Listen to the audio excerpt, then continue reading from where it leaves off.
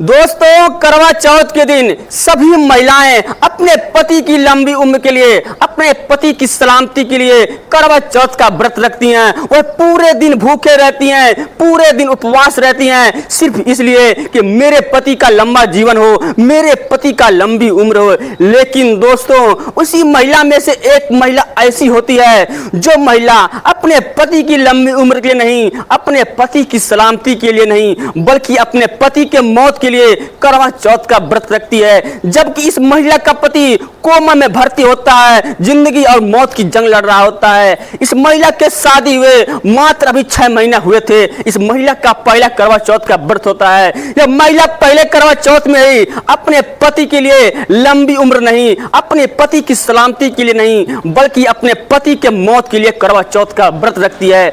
आखिर ये महिला करवा चौथ के दिन अपने पति के मौत के लिए करवा चौथ का व्रत क्यों रखती है? जब आप इस कहानी को सुनेंगे तो आपकी अंतरात्मा कांप जाएगी, आपके आंखों से आंसू निकल आएंगे कि आज के समय में भी कोई ऐसी महिला हो सकती है जो अपने पति के लिए इतना त्याग और तपस्या कर सकती है। केवल आप कहानी में लास्ट तक बने रहिएगा, तभी आपको समझ में आएगा। इससे पहले कि चैनल को सब्सक्राइब कर दीजिए, वीडियो को लाइक कर दीजिए तथा बेल आइकन को दबा दीजिए, जिससे मेरा भी हौसला बढ़ता रहेगा और आपको वीडियो का नोटिफिकेशन मिलता रहेगा। नमस्कार दोस्तों, मैं अविनाश पाल। आज जो मैं आपको एक सच्ची घटना सुनाने जा रहा हूं, यह सच्ची घटना उत्तर प्रदेश के बस्ती जिले का रहने वाला एक लड़का होता है, जिसका नाम होता है सुनील, जिसकी उम्र लगभग 25 साल होती है। जो सुनील होता है, अभी इसकी 6 महीने पहले पूनम नाम की लड़की से शादी हो जाती है। सुनील अपने माता पिता के साथ, अपने नई नवेली पत्नी के साथ इसी बस्ती शहर में रहा करता है। इसी बस्ती शहर में सुनील की एक बहुत बड़ी बिल्डिंग की दुकानें होती हैं, जहां पर लोहे की सारी वस्तुएं बनती हैं, लोहे का कारोबार होता है। इसके 5, 6 से 7 मजदूर होते हैं। इसी मजदूरों की सहायता से वह अपने कामों को करता है। सुनील के पास धन दौलत की कोई भी कमी नहीं होती है, उसके पास पैसों की कोई भी कमी नहीं होती है, क्योंकि जो उसका दुकान होता है, उसके दुकान से उसका एक अच्छा खासा पैसा आता है। एक दिन की बात है, जो सुनील होता है गोरखपुर के लोहे मंडी में जाता है। वहां से 6 से 7 टन अलग अलग प्रकार के लोहे को खरीदता है। उससे एक ट्रक पर लोड कराता है, एक ट्रक पर लोड करा के अपने बस्ती शहर अपने दुकान पर लेकर आता है। उसके दुकान में अलग अलग प्रकार के रैक बने होते हैं। वह अपने मजदूरों की सहायता से उस लोहे को उसी रैक में रखने लगता है। लेकिन दोस्तों, जो रैक होता है, रैक का जो निचला हिस्सा होता है, वह पूरी तरीके से कमजोर हो गया था, पूरी तरीके से सड़ चुका था। जो मजदूर होते हैं, जब कुछ लोहे को उस रैक में रखते हैं तो उनको ऐसा आभास हो जाता है कि यह रैक टूट जाएगा, यह रैक चलेगा नहीं। लेकिन जो सुनील होता है उसी रैक के पास खड़ा होता है। जो मजदूर होते हैं वह तो भाग जाते हैं, लेकिन जो सुनील होता है उसी रैक के पास खड़ा रहता है। तभी जो रैक होता है वह अचानक टूट जाता है और सारे लोहे उसी सुनील के ऊपर गिर जाते हैं। जो सुनील होता है उसी रैक के नीचे दब जाता है, उसी लोहे के नीचे दब जाता है। सभी मजदूरों की सहायता से सुनील को आनंद फानन में उस लोहे के नीचे से निकाला जाता है। अब बस्ती के जिला हॉस्पिटल में ले जाकर के भर्ती कर दिया जाता है। जो सुनील की हालत होती है वह पूरी तरीके से गंभीर हो चुकी थी।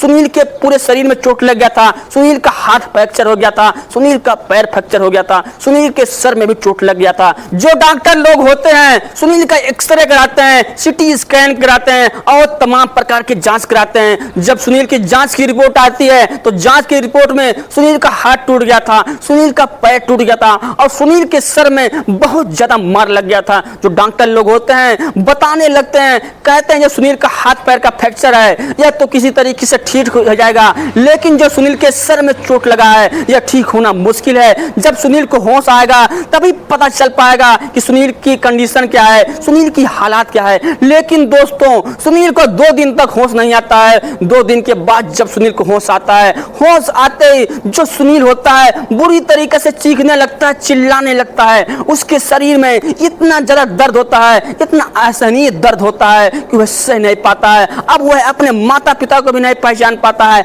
अपने पत्नी को भी नहीं पहचान पाता है। उसकी याददाश्त चली जाती है। जो डॉक्टर लोग होते हैं वह सुनील को वापस बेहोशी की सुई लगा देते हैं। जो सुनील होता है वह वापस बेहोश हो जाता है, क्योंकि उसके शरीर में इतनी ज्यादा पीड़ा थी, इतना असहनीय दर्द था जिससे वह सह नहीं सकता है।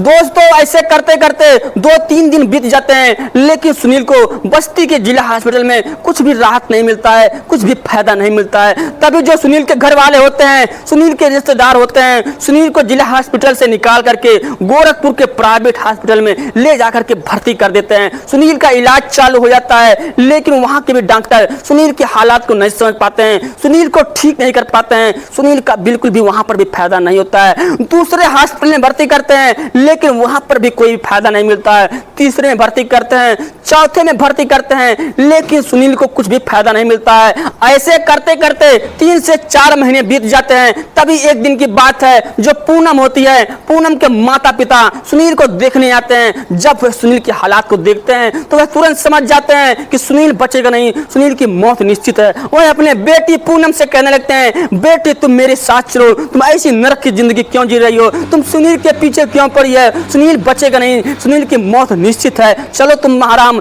दूसरा शादी कर देंगे, तुम दूसरे घर पर चली जाओगी, वहां पर खुशहाल तरीके से रहोगी। जो पूनम होती है अपने माता पिता से कहने लगती है, अपने माँ से कहने लगती है, माँ मैंने सुनील से शादी किया है, माँ मैंने सुनील के साथ अग्नि को साक्षी मान करके 7 फेरे लेकर के 7 जन्म तक साथ निभाने का वादा किया है। मैं सुनील को इस हालत में नहीं छोड़ सकता हूँ, मैं सुनील को इस दुख की घड़ी में नहीं छोड़ सकता हूँ। सुनील को आज मेरी आवश्यकता है, तो आप लोग मुझे छोड़ने के लिए कह रहे हैं। जब सुनील की जान निकल जाएगी, जब सुनील की मौत हो जाएगी, तभी हम सुनील को छोड़ सकते हैं। सुनील को जीते जी मैं तो कभी नहीं छोड़ सकता हूँ। दोस्तों, जो पूनम होती है वह अपने माता पिता को साफ मना कर देती है। जो पूनम के माता पिता होते हैं वह अपने घर पर चले जाते हैं, लेकिन इधर जो सुनील होता है, सुनील के हालात में कुछ भी सुधार नहीं होता है। जो सुनील के घर वाले होते हैं सुनील का दवा कराते कराते परेशान हो जाते हैं, लेकिन सुनील के हालात में कुछ भी सुधार नहीं होता है। घर के सारे पैसे खत्म हो जाते हैं, गहने तक बिक जाते हैं, 15 से 20 लाख रुपए लग जाता है। जो रिश्तेदार होते हैं वह भी कर्जा देते देते थक चुके थे, वह भी अब कर्जा देने से मना कर देते हैं। सोचने लगते हैं कि अगर और मैं कर्जा दूंगा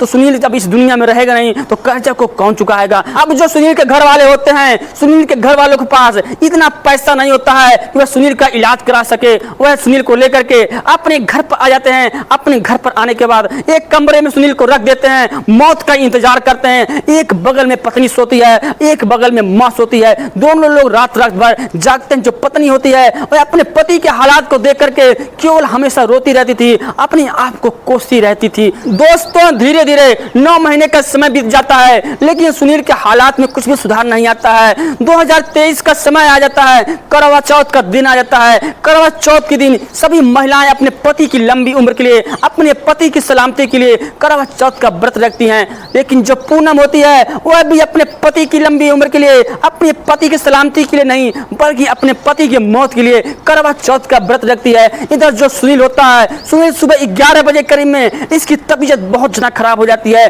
सुनील चीखने लगता है, चिल्लाने लगता है, इसके शरीर में इतना ज्यादा दर्द होता है कि यह सह नहीं पाता है। जो पत्नी पूनम होती है वह सोचने लगती है कि मेरे पति का आज अंतिम दिन है। जो माता पिता होते हैं वह भी सोचने लगते हैं कि आज सुनील इस दुनिया से चला जाएगा, सुनील आज बचेगा नहीं। सभी लोग यही जान रहे थे कि सुनील की आज मौत निश्चित है। जो पत्नी पूनम होती है वह दिन भर भूखे रहती है, दिन भर प्यासे रहती है, अपने पति के पास बैठ करके केवल रो रही थी, अपने पति के ऊपर सर को रख करके केवल अपने आप को कोस रहती है। शाम हो जाता है, शाम के समय में सभी महिलाएं अपने पति का पूजा करती हैं, करवा चौथ का व्रत तोड़ती हैं। जो पूनम होती है वह अपने पति के पास बैठी रहती है। तभी जब पूनम की सासू माँ होती हैं, पूनम से कहती हैं, बेटी कम से कम पूजा तो कर लो। जो पूनम होती है अपने माता पिता से कहने लगती है, अपनी सासू माँ से कहने लगती है, माँ मैं किसका पूजा करूं, जब मेरा पति नहीं इस दुनिया में रहेगा तो मैं पूजा किसका करूंगा, मेरा पति ही सब कुछ है, मैं पूजा वूजा कुछ भी नहीं करूंगा।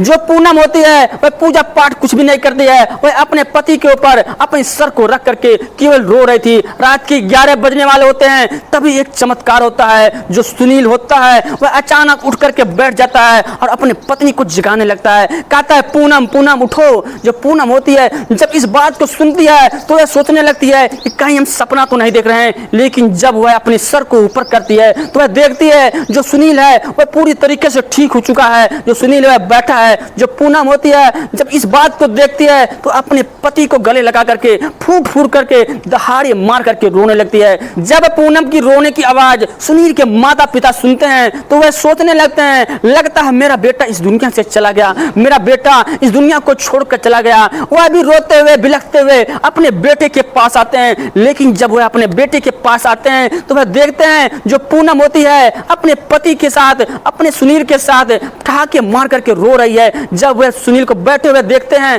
तो वह भी आश्चर्यचकित हो जाते हैं, सोच में पड़ जाते हैं। जो सुनील होता है जब अपने माता पिता को देखता है तो अपने माता पिता से कहने लगता है, माँ देखो पूनम कैसे रो रही है, मुझे क्या हुआ है, मैं तो पूरी तरीके से ठीक हूँ। तभी जो माता पिता होते हैं वह भी सुनील के पास जाते हैं। इनको ऐसा लग जाता है कि मेरा बेटा ठीक हो चुका है। वह अपने बेटे के पास जाते हैं, अपने बेटे को गले लगा करके तीनों लोग फूट फूट कर रोने लगते हैं और सारी आप बीती बताने लगते हैं। जो सुनील होता है जब सारी बातों को सुन लेता है, उसके बाद जो सुनील होता है अपने पत्नी के करवा चौथ के व्रत को तोड़ता है, अपने पत्नी को पानी पिलाता है, अपने पत्नी को अपने हाथों से ही खाना खिलाता है। अब जो सुनील होता है वह पूरी तरीके से ठीक हो जाते हैं। सुनील को ठीक होने में 2-3 महीने और लग जाते हैं। 2-3 महीने बाद सुनील पूरी तरीके से ठीक हो जाता है, अपने कामों पर लौट जाता है, अपने दुकान का काम संभालने लगता है और अपने पत्नी पूनम के साथ, अपने माता पिता के साथ खुशहाल तरीके से रहने लगता है। दोस्तों, कैसे पूनम ने अपने पति व्रता धर्म को निभाते हुए अपने पति के लिए कितना त्याग किया, कितना परिश्रम किया, अपने पति के हमेशा सुख दुख में साथ दिया। जो आज की महिलाएं हैं ऐसा कदापि नहीं कर पाएंगी। सभी महिलाओं को इस पूनम से सीख लेना चाहिए। दोस्तों, इस घटना को सुनाने का मतलब मेरा किसी का दिल दुखाना नहीं है, बल्कि समाज को जागरूक करना है। नमस्कार, जय हिंद, जय भारत।